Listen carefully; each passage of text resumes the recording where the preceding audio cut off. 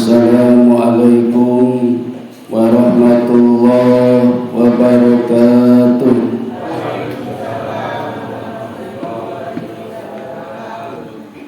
Sayyidatus Sa'adah Zummala'il A'izza Kubailal Bidayah Hayya bina nahmaduhu wa nasta'inuhu subhanahu wa ta'ala hamdan bila ghaya wa madhan bila nihaya. Ashhadu an la ilaha illallah wahdahu la syarika lah wa ashhadu anna Muhammadan abduhu wa rasuluhu la nabiyya ba'da. Bapak Ibu, saudara-saudara dan adik-adik jamaah Masjid Al-Ngati Sutati Sosro Tiburan Yogyakarta yang dirahmati Allah, pada pengajian saya yang ketiga ini atau yang terakhir sepertinya, saya akan menyelesaikan tentang kurikulum Ramadan, yaitu amalan apa saja yang dapat dilakukan di bulan Ramadan. Itu namanya kurikulum. Saking banyaknya amalan, kadang sampai bingung mana yang harus dilakukan terlebih dahulu. Maka Nabi dari dulu sampai sekarang yang diamalkan, diwariskan kepada kita, inti pokoknya ada 3.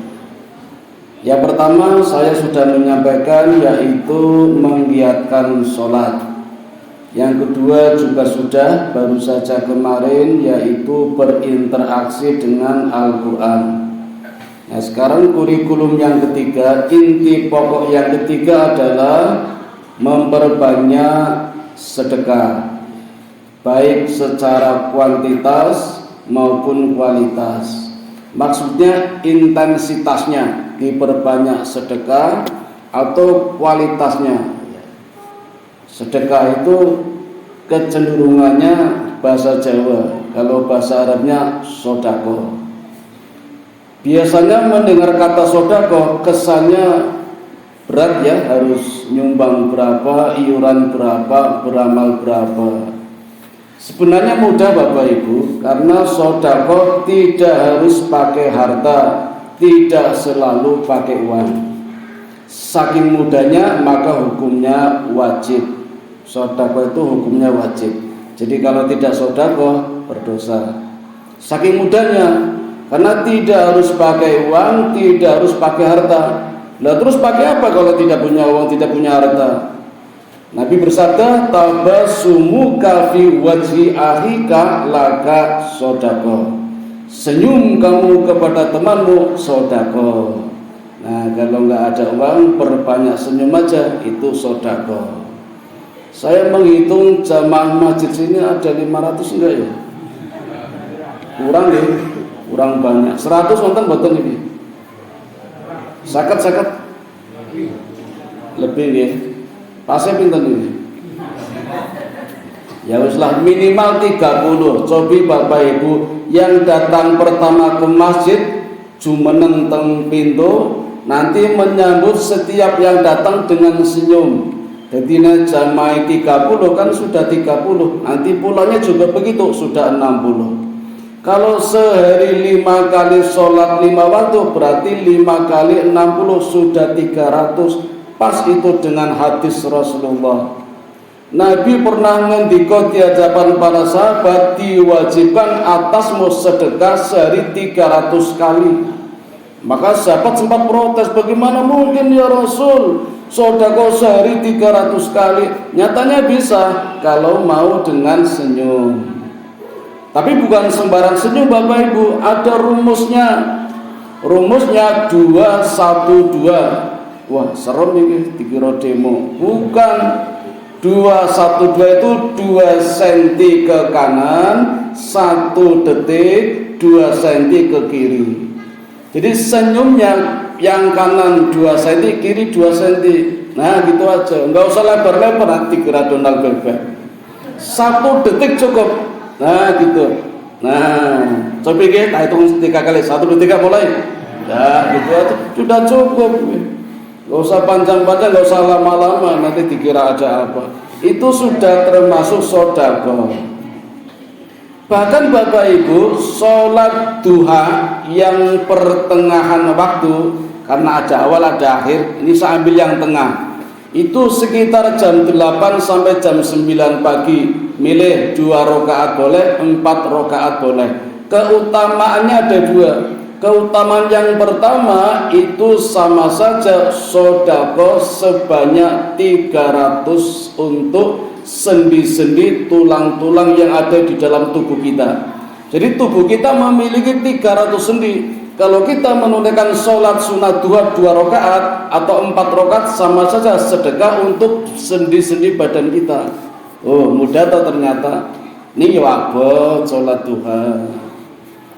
Keutamaan yang kedua, akan terhindar dari bahaya yang bersifat umum. Misalnya banjir, udan gede, liyane listrik do mati murup dhewe. Mungkin berkat sedekah. Lho kok iso nganggo lilin kok. Liyane kebanjiran mboten dalane macet, dilala kok iso liwat blusak-blusuk lewat sini. Nah, itu terhindar dari malapetaka yang bersifat umum. Dodolan yang pasar kembang kecekel kabeh, kok ora kecekel? Mungkin sholat duha. Ya ora mungkin ya masuk terlantar mereka nih. Itu berkat sholat duha yang di pertengahan waktu. Kembali kepada sedekah, sebegitu mudahnya maka hukumnya wajib. Nah, terus kapan kita harus sedekah? Bapak Ibu, saya pilihkan waktu yang paling dahsyat. Kapan? Ketika subuh. Emang waktu lain nggak bagus-bagus, tapi yang paling dahsyat adalah ketika subuh. Kenapa ketika subuh? Karena ketika subuh itulah berkumpullah 2 shift malaikat. Shift malam selesai akan segera kembali ke langit, shift pagi datang. Itu berkumpul di waktu adzanaini, antara adzan dan qomat, lamanya hanya 12 menit. Ini ada jam digital. Kalau subuh, adzan sampai qomat berapa menit, Pak? Saya nggak pernah kesini masalahnya. Ya sekitar 12 menit lah, jangan lama-lama, nanti malaikatnya keburu pergi. Tapi juga jangan cepat-cepat, kasihan jamaah nanti tidak kebagian. Hanya 12 menit ya. Kiai Haji Subaghi Abdul Qadir menguraikan 12 menit itu dari mana? Dari 1 tahun 360 hari dibagi dengan kecepatan malaikat. Malaikat itu kecepatan terbang dalam 1 detik menempuh jarak 300.000 km per detik di ruang hampa. Nolnya diabaikan, nanti ketemunya 12.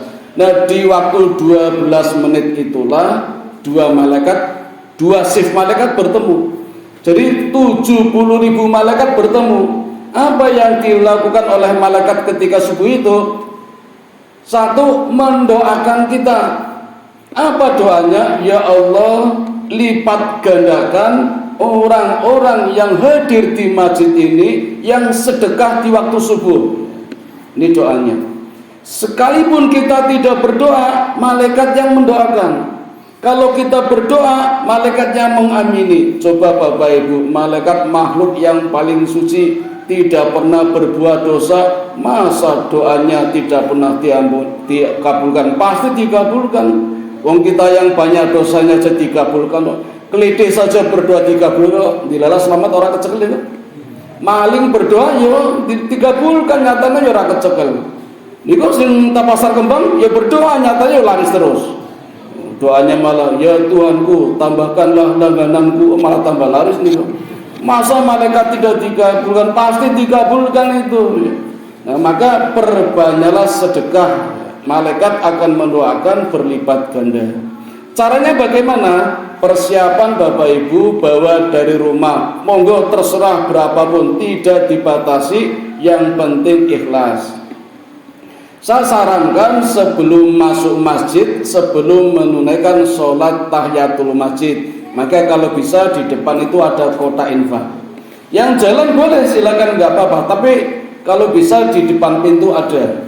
Kenapa? Karena kalau sudah keburu sholat sunnah, sholat wajib, biasanya bablas pulang lali. Tapi kalau mendahului infak dulu, insya Allah tidak lupa, dibiasakan 100 rupiah boleh, 200 boleh. Berapa sih pahalanya Bapak Ibu? Allah akan menggantinya hari itu juga. Hari itu juga. Mungkin nanti setelah pulang dari masjid, atau mungkin pagi harinya, siang harinya, sorenya, malamnya, tidak sampai besok lagi, Allah akan membalas sesuai dengan doanya malaikat. Tapi ada dua cara. Nah, dua cara ini kita nggak bisa milih. Terserah Allah. Biasanya kita pengen balasan yang pertama, bentuk balasannya sama dengan sedekah kita, wujudnya sama. Jadi kalau kita sedekah 1.000, Allah akan mengganti 10.000. Kita sedekah 5.000, Allah mengganti 50.000. Kelipatannya minimal 10 kali.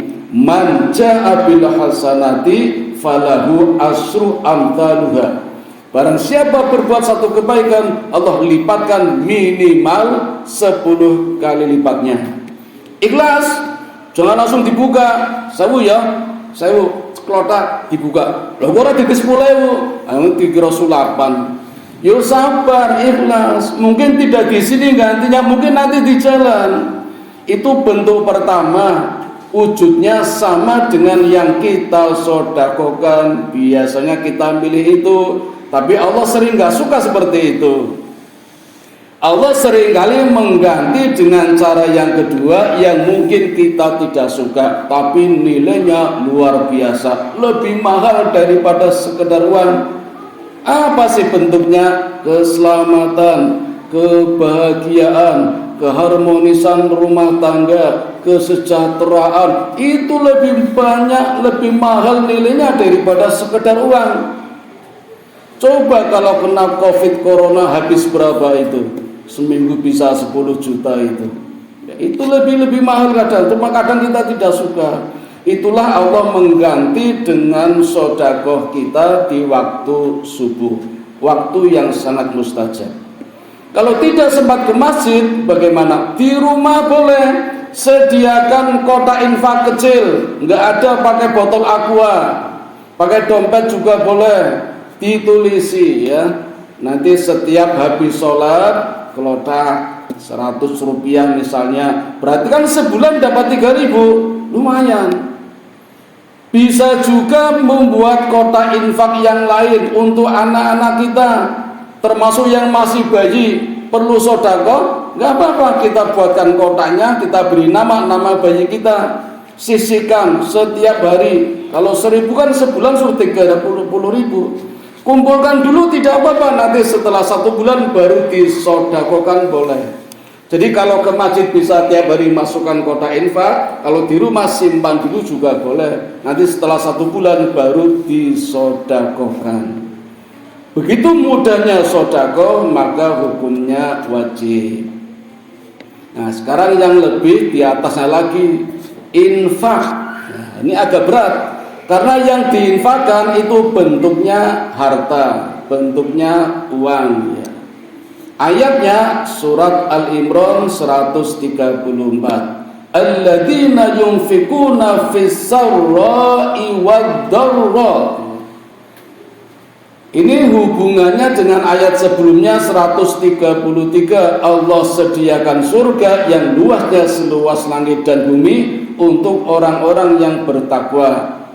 Siapa orang yang bertakwa? Orang yang menginfakkan sebagian hartanya, baik ketika senang maupun ketika susah, baik ketika ada maupun tidak ada, baik ketika kaya maupun miskin. Nah ini ya, agak berat, terutama ketika miskin, ketika tidak ada, ketika susah. Tapi harus infak.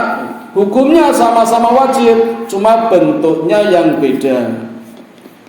Tapi nggak usah khawatir, Nabi saja mengatakan, bukankah Allah memberikan kepada kita, barang siapa memfasilitasi orang berbuka walaupun 1 biji korma, maka pahalanya 2. Pahala dari dia sendiri yang memfasilitasi, yang kedua pahala dari orang yang diberikan fasilitas berpuasa, memberi makan orang berbuka, takjil, tanpa mengurangi pahala orang yang berpuasa. Jadi pahalanya 2. Ini orang isin ya 1 biji korma, biasanya isin ya sisan biron.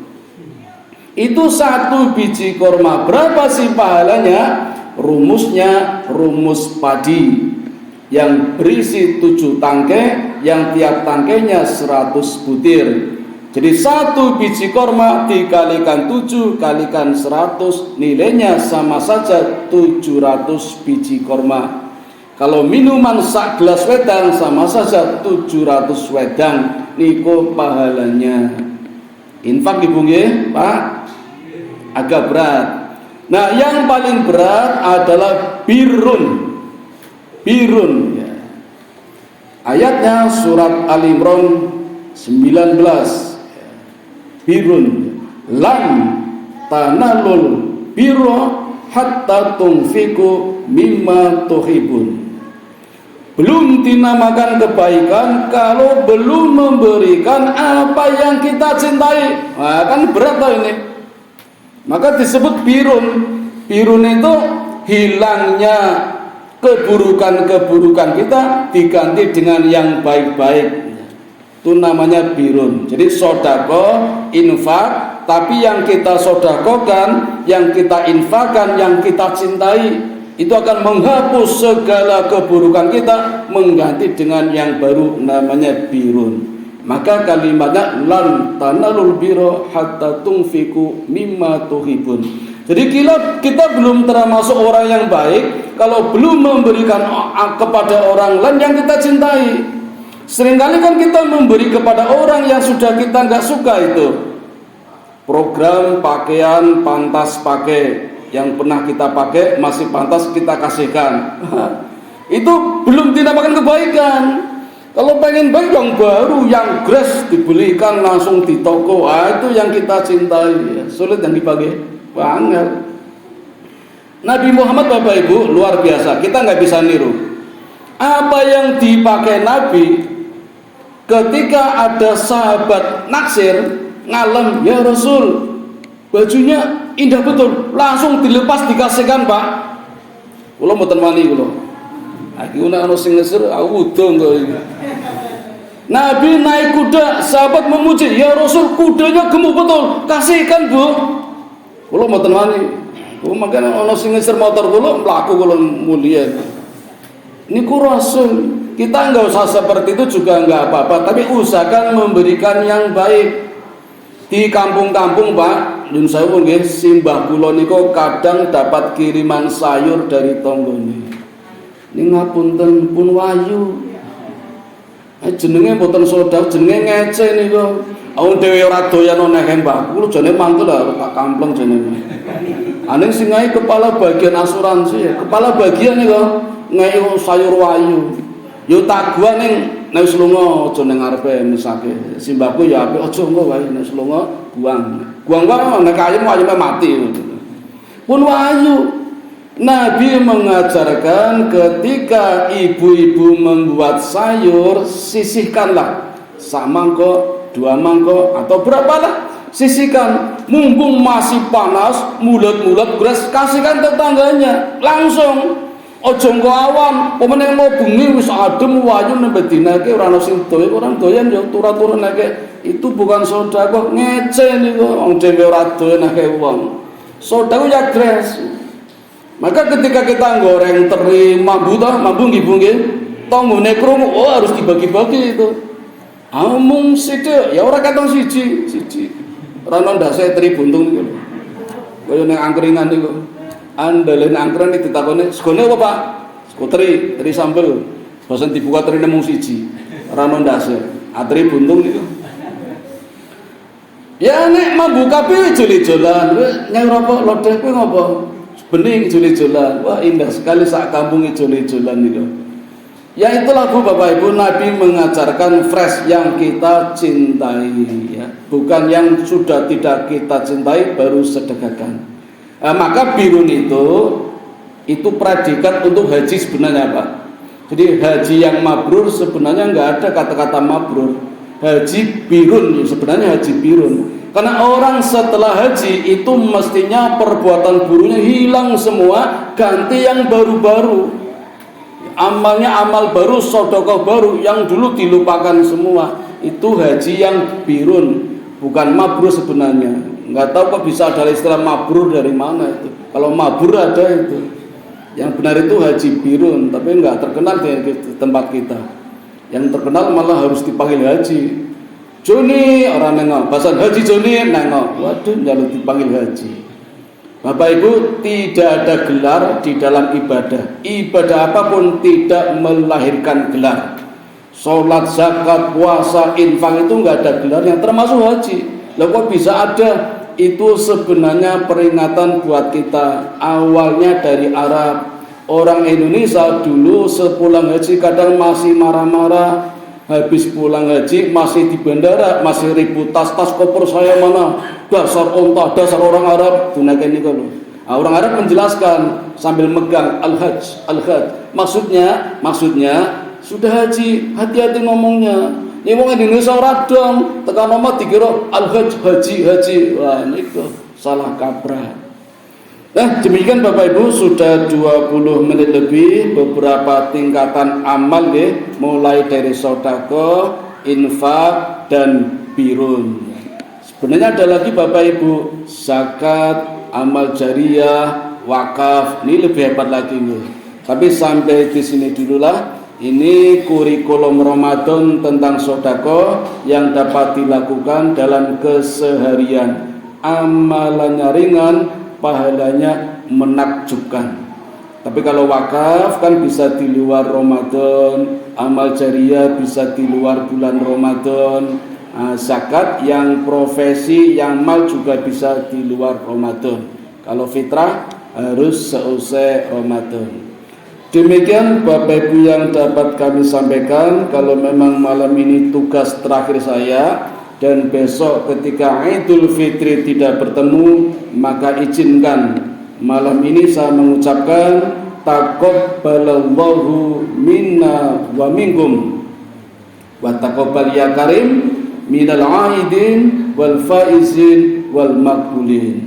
Semoga Allah menerima segala amalan di bulan Ramadan kita sampai Ramadan tuntas dan menghilangkan dosa-dosa dan kesalahan kita. Amin ya rabbal alamin. Mari kita tutup dengan doa kifaratul majlis. Subhanakallahumma wa bihamdika asyhadu an la ilaha illa anta astaghfiruka wa atubu ilaik. Assalamualaikum warahmatullahi wabarakatuh.